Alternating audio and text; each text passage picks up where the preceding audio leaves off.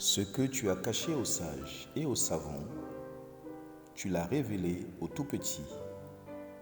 Commentaire de l'Évangile de Jésus-Christ selon saint Luc, chapitre 10, versets 21 à 24.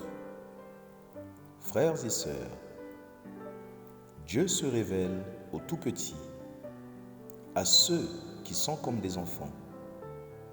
En effet, quelle que soit la qualité de notre matière grise, nous ne pouvons pas saisir quoi que ce soit des attributs des personnes divines s'il nous manque l'humilité et l'amour.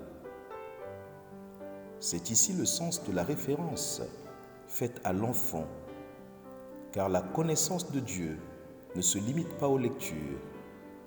Elle n'est pas non plus projection personnelle de notre imagination.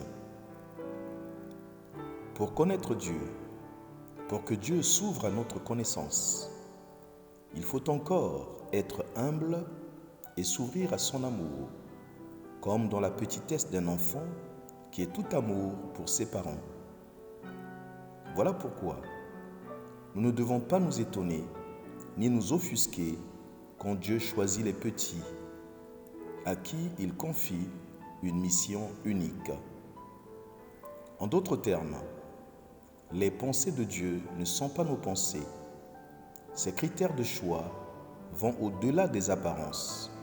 Et donc, Dieu ne recherche pas toujours ou pas forcément la personne la plus intelligente, à l'esprit le plus vif ou à la connaissance la plus approfondie.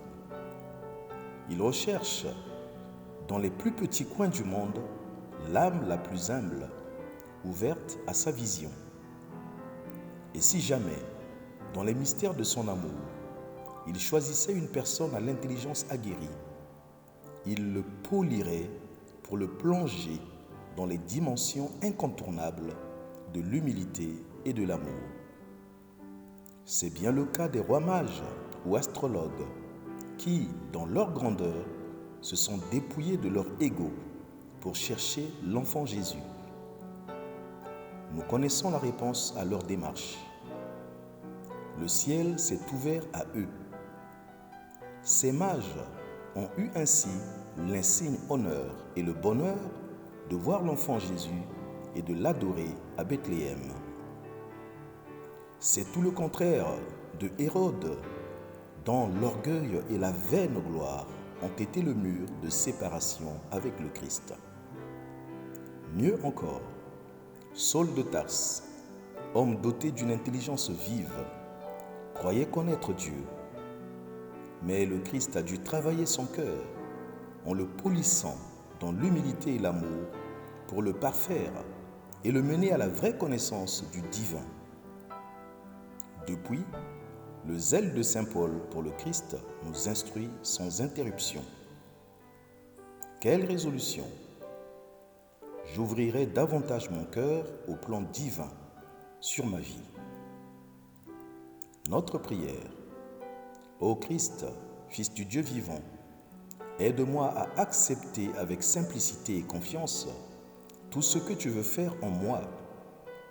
Je ne réclame pas de comprendre l'insaisissable. Je veux seulement croître en amitié avec toi. Alors, moule-moi, polis-moi, peaufine-moi au rythme de ton amour infini pour mieux t'aimer et te faire connaître autour de moi. Quelles conséquences? Simplicité et humilité sont les deux vertus pour être choisies par Dieu afin de participer plus activement à son plan de rédemption. Pluie de bénédictions, tout pour la gloire de Dieu.